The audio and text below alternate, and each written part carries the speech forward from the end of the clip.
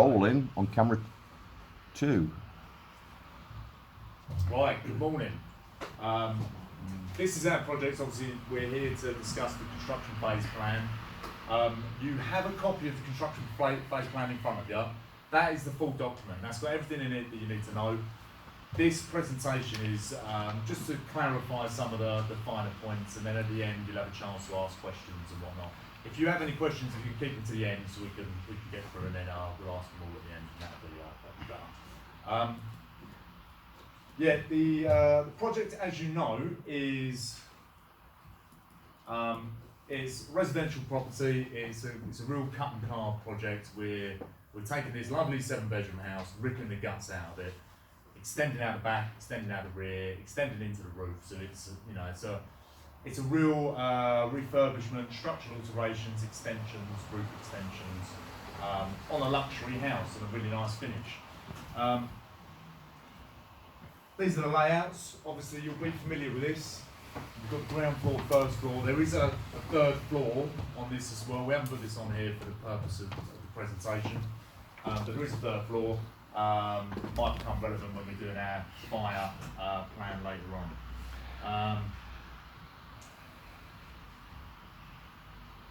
Now this is our logistics plan. Again, you've got a copy of this in front of you. We have got another plan that we'll show you later on with the position of fire points, safe exit routes and stuff like that. Points to note for this are just position of the welfare. We've got welfare unit over here. This is the driveway, so we're quite limited on site setup space. So we've got a welfare unit with an office, etc. We're going to go through that in a little bit more detail in a minute. But as you can see, it's quite restricted. This is the site entrance, the site holding, and this is the road that we're based on. So that's it in a nutshell. We'll go into more detail in a bit. I'll pass you over to my colleague Tony, who's going to discuss the welfare facilities that we've got on site. Hello, morning guys. Good to see you all again. As Andy was saying in the previous slide here, this is the site setup and pretty much what the site will look like for the duration of the project.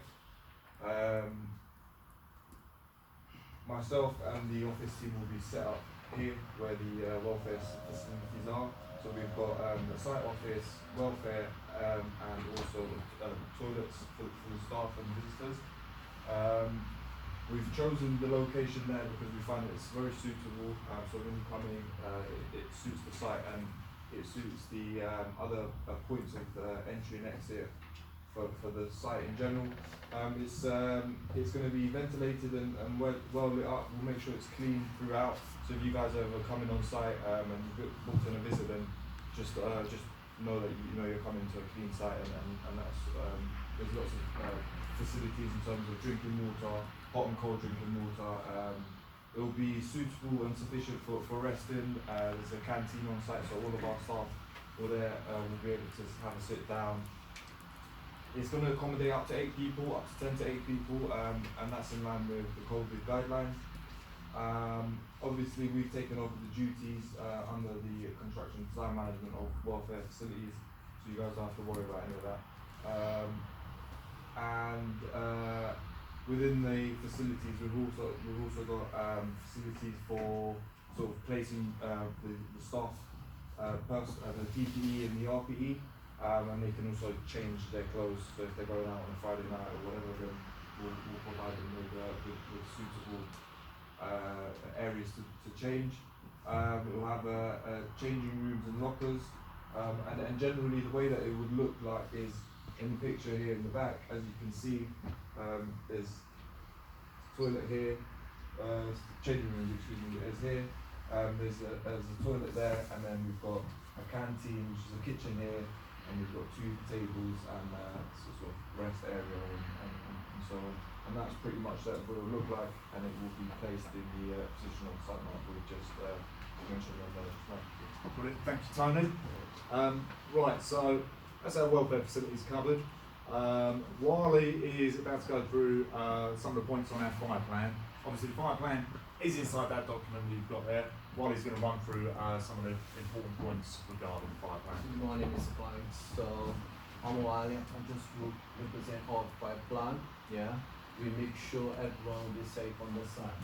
So first of all, it's essential that everyone on site knows that fire plant, fire alarm sounds will be for real or for false.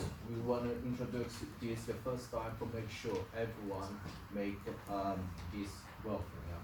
Second, fire safe productions should be developed by by introducing to produce should be communicated. Everyone on site should be knows what action to take. For example, a hot work permit should be implemented to control the way the hot work activities are managed or controlled. So we got another one as well. It's a plan when flammable materials should be storage. So it's like a timber, pastes, adhesives, and flammable liquids will be stored. Fire and rescue services. So we have an outside layout plan should be include the following. For example, temporary heat detectors. We make sure every room in our building will be temporary fire heat detectors. We gotta have a fire doors to prevent the fire getting worse on the side. We temporary emergency escape routes on the stairs of the fire. We have a location of assembly point in case of a fire. We have a green routes as well. You guys can follow the green routes and they go all around outside the site.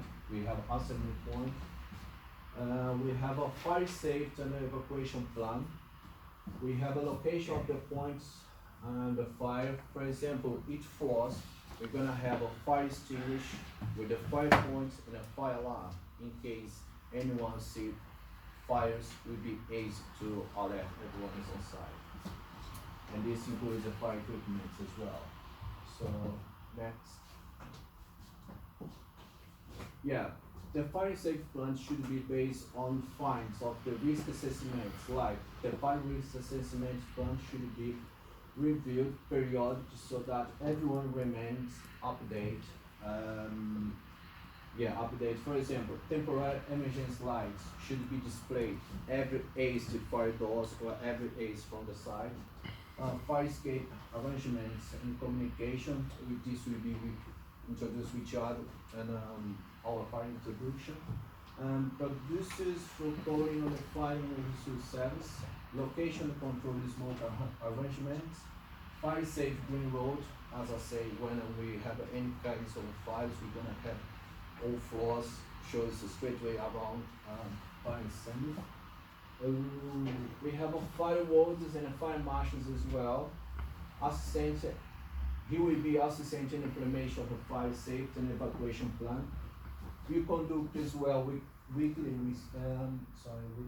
inspection of escape of road tests and alarms as well. Keep our records of check-ins, inspections, and tests. Ensure that everyone who has a hot work permit systems have been followed. Right, thank you, Wally. So that's the fire plan. I'll just whiz through this quickly. This is the fire procedure. If there is a fire, there's a procedure that will be told at inductions, which is somebody sounds the alarm, whoever's nearest the alarm who sees the fire, activates the alarm. All personnel that hear that are to evacuate the site immediately. Site manager is to be notified if he hasn't been already. Then the site manager is to sound the alarm if it's not already done, and then he's to contact emergency services and make sure everyone's evacuated out to the fire assembly point, which will be outside. So that's our emergency procedure for fire. I'll put you over to my colleague Nikki, who's going to discuss the traffic management plan. We are going to have a traffic monitoring on site, which is going to, all the traffic is going to have a located time slot, which is between 8 and 5 o'clock. So we want to make sure it's not going to obstruct the door. So all the traffic is going to be, the deliveries which are coming on site are going to be monitored by a traffic marshal. All the deliveries which are coming on site are going to be stored in a material storage area and a loading bay. On the road we are going to have barriers to keep the lorries and the pedestrian area separated. As well on site. Signs We'll keep the drivers informed and the people.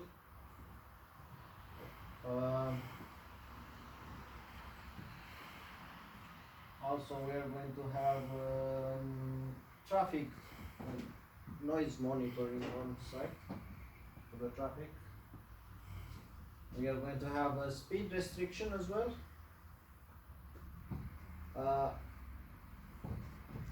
So emergencies, we are going to keep clear all the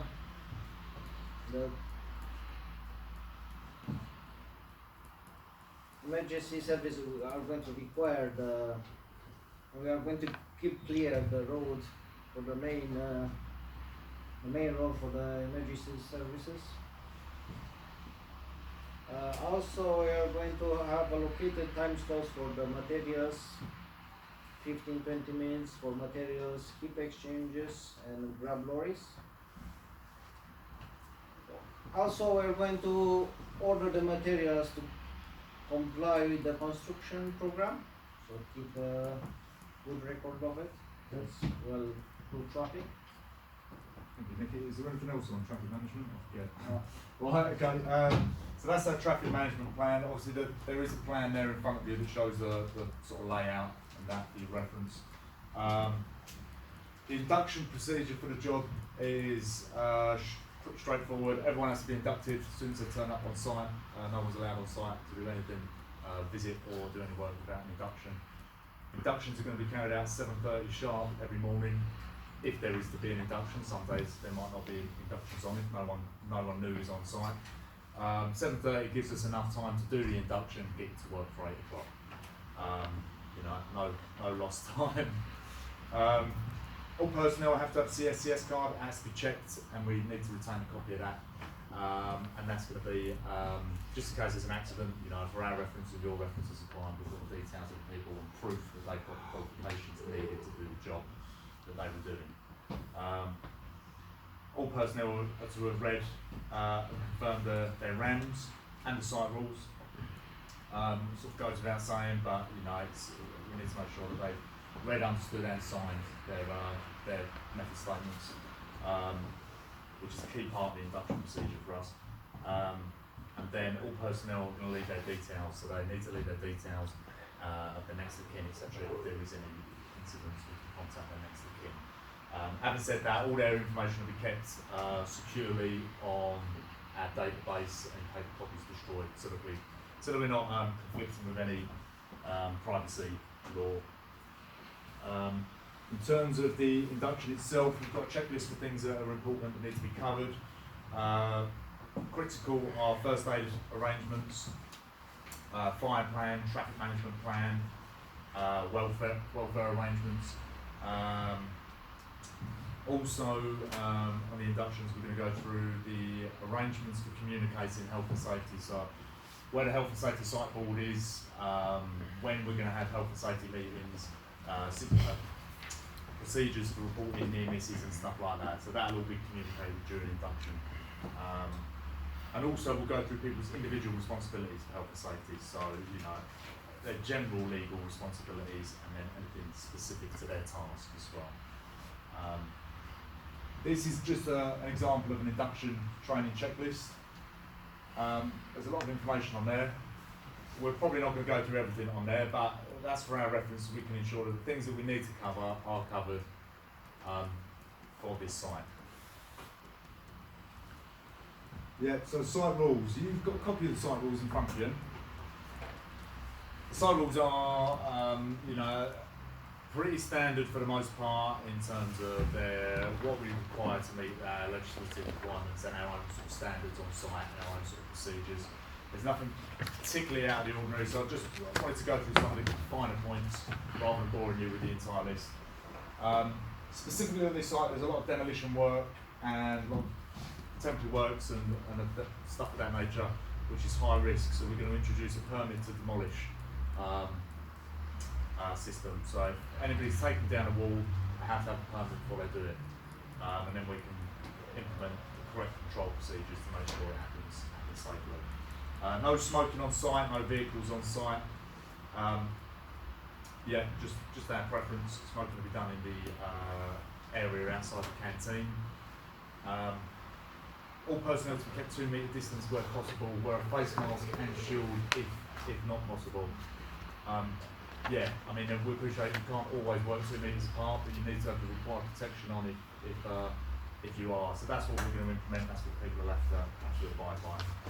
Other than that, it's 3 points of PPE with additional PPE as per the method statements. So it's task specific for glasses and gloves and stuff like that. The last 2 are as a personal way we like to do things. We don't mind people having radios on site, as long as they're not distracting, and more importantly, not disturbing the neighbours. If the neighbours complain, we might have a problem, but radios are fine as long as they're not distracting at a sensible level. What we can't tolerate is earphones. People walking about with earphones on is a hazard, it's an accident waiting to happen. No earphones allowed on site. And similarly, phone calls, if you're walking about on your phone, you'll be asked to go and take a break, or repeatedly doing it, people will be asked to leave because we don't want people walking around their phones walking into holes and stuff like that. That's it in a nutshell. You can ask some questions at the end if you want, and you have got the full list of site rules there. If there's anything that you want to query as the client, please let us know. Yeah, and I'll put you over to Eugene for site security. Hi, so I'm going to introduce you to our site security. So the timber hoarding with lockable gates will be used to secure the boundary to prevent unauthorized access and fly tipping. The perimeter of construction site will be identified by suitable signs to prevent intentional security breaches such as unauthorized entry and support other HSE monitoring. Automated security cameras which trigger on breaches, set off alarms and notify the security will be installed. Hoarding and barriers which will maintain site security will be checked regularly to ensure they remain safe throughout the duration of the project. Additional safety measures such as monitoring hazardous substances, plant and equipment storage will take place. Identification must be clear before entry to site. Everyone on site must sign in and out. Thank you, Eugene. Okay, it's just going to go through some of the signage, and there is a layout just with some of the positions of signs up there as well. Hi, I'm sorry. Our site is gonna be signed up fully. It is required. We're gonna have 2 emergency exits on front of on the back of the house through the scaffolding. Emergency alarm points are going to be front and back. You can have signs at the main entrance, emergency assembly point, welfare facilities, the signs next to it, emergency signs for the fire alarms and in the fire point near the skips, prohibition signs and warning signs.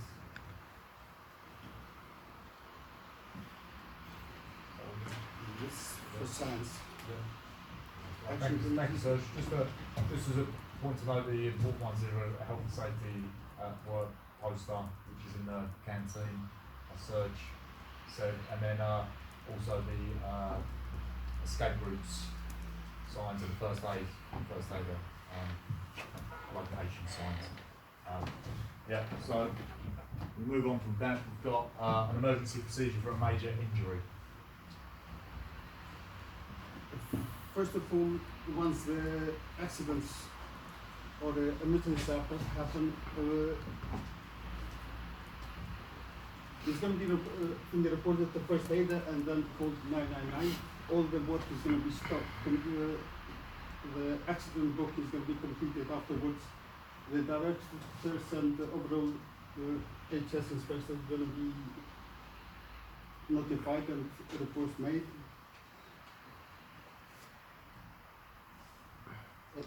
Records going to be kept. The emergency services they won't be able to drive in if they're gonna stop in front of the site and be pointed where the emergency is. A fire hydrant is gonna be just outside the site on the footpath. And once the services arrive, they're going to be assisted to whether the emergency is going to be happening, basically. Thank you, Serge. So yeah, emergency procedures for a major injury. Wiley's just going to run through some of the points on our COSH procedures. Yeah, guys. We introduce you guys now our system about cost review. Like use appropriate store, we have to use any appropriate store to put these materials in there. 4 minutes ago.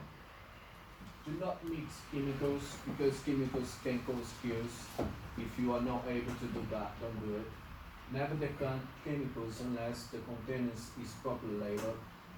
Always we're gonna make sure our people wear appropriate protective clothes and correct equipment. Always store chemicals in a locked capable or containers. We make sure in our site we have a proper container locked with all materials there, like the chemicals about the wash. We've got an emergency procedure for unauthorised persons on site. So for this, go on. So the site security measures previously stated should ensure that no unauthorized personnel will get on site during and after normal working hours.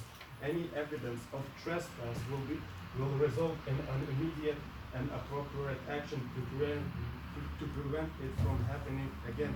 So, for example, if anybody during working hours is gonna get on site, all works will be stopped immediately until the problem will be rectified and nobody unauthorized can access the site again. Thank you, Eugene. Because we're pushed for time, we're going to skip through. We've got Tony's going to go through certain issues with service strikes, our procedure for service strikes. I'll just play a quick video for you guys. One of our colleagues, and we play this video to most of our staff, and then we just like to play it for you guys as well, so you are aware. Been lockdown and the nice weather. Well, for the most part, anyway. I've been spending a lot more time. This is where's the connection now? What's all going on? In other words, what he's I'm gonna just Wing it. no, I'm just gonna summarise what our colleague would have said in the video. I mean, generally we've had a look and we've used the devices such as Cat and Jenny to just have a look around and locate the services. We haven't found any services, but in the process of any excavation or any digging that we're going to be doing, we'll plan the work and mark where it is. We'll locate it properly. 2 minutes to go. And we also have all the relevant RAMs in place and permits to dig. We've had everything labelled out, and we'll have the telephone numbers and procedures on there if anything does happen. Contact details are in that health and safety and traffic place plan that you've got. So the electric board, the gas board, the water board are all contactable just by looking in that document. Right, last but not least, we've got a safe system of work. This is just an example of a safe system of work, the groundworks. Our safe system of works consists of a risk assessment, method statement and a permit. In this case, the permit's a break ground. We've got an example here of a risk assessment. This is the actual risk assessment which you have got a copy of in front of you. So it's just assessing the risks for groundworks. For example, we assess the risks of trench collapse, people running plants, stuff like that.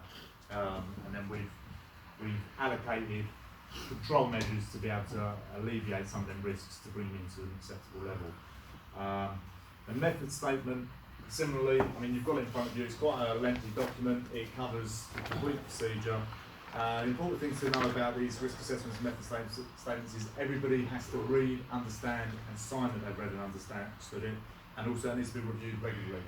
That's once a month, and also if there's any change to the situation, that method statement needs to be reviewed. Typically, these are going to be supplied by subcontractors 2 weeks before they arrive on site, so you've got time to review it, assess it, send it back, revise it, and work with them to form a safe method of working. Once we've got all that, the last piece of the puzzle is the permit to dig. So the permit to dig will have all the procedures on there that they need to have in place before they start breaking ground. So, you know, using the cat and Jenny, locating the services, making sure that there's exclusion zone around them if there's likely to be people walking around. Things of that nature.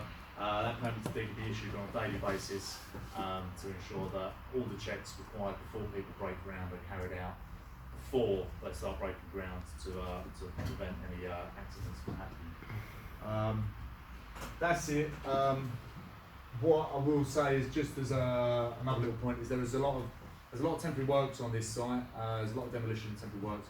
So just as another element that is going to be evolving as the project goes on, is the temporary works plan, which needs to be designed and then monitored. We have to have temporary works registered on site, so everything's inspected and checked by a temporary works coordinator, a competent person, before every shift. And yeah, that's it. Obviously that part of the plan is still developing. But yeah, thank you very much, and if you have any questions, please fire away.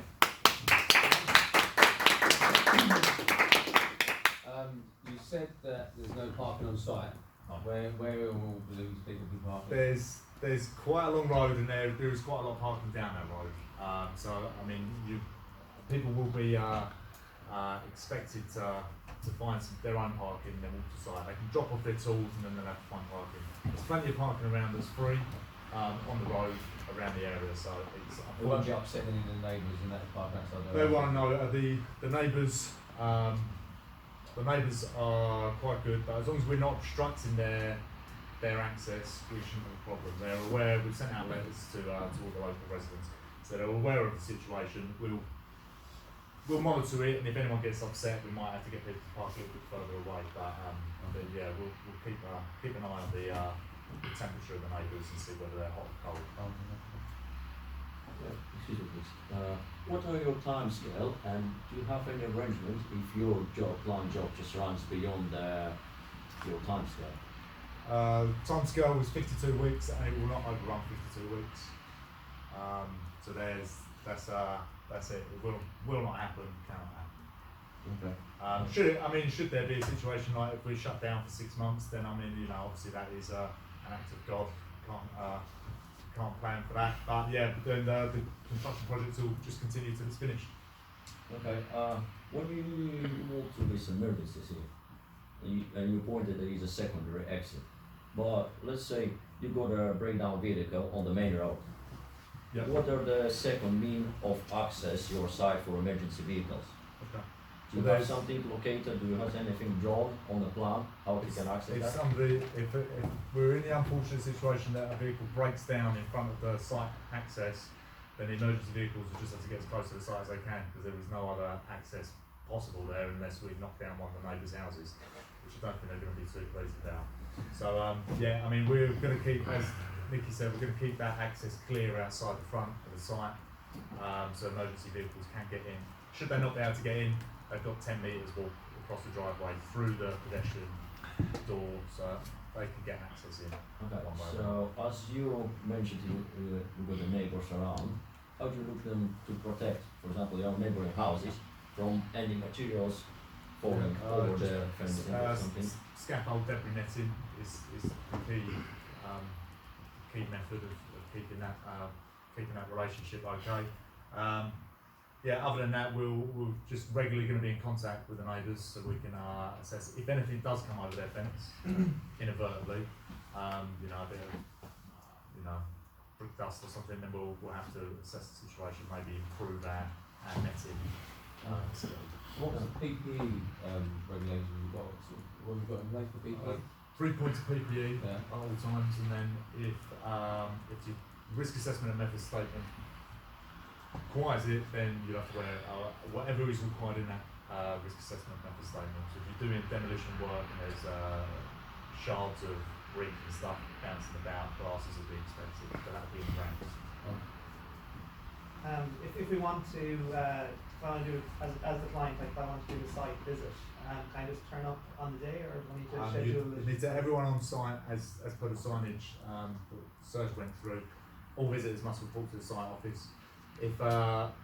If you want to turn up, I mean, if you could book ahead, that'd be great. If you wanted to turn up, as long as you come to see myself, we'd sign you in, get you inducted, and providing it's safe for you to walk around, we'll have to walk around. Yeah, I don't have any PPE. We'll have so you do that? we'll have spare PPE on site. Yeah. Okay, that's great. Have we done a asbestos?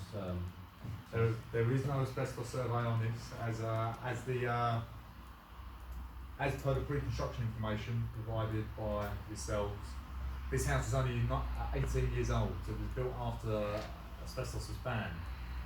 So we wasn't actually provided an asbestos survey by yourself, Okay. which we have questioned, but we've been told that there is absolutely no asbestos there. We will be briefing all our guys if they see anything that even closely resembles asbestos, we report it immediately. The main risk I would suggest is probably in the ground, which, you know, if we identify it, we'll stop procedures and carry out a survey and have it disposed of correctly. Okay.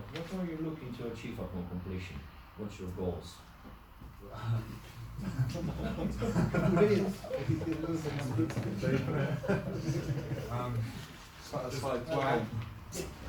Our goal is your customer satisfaction at the end of the business. As long as you walk away smiling, that's all we want.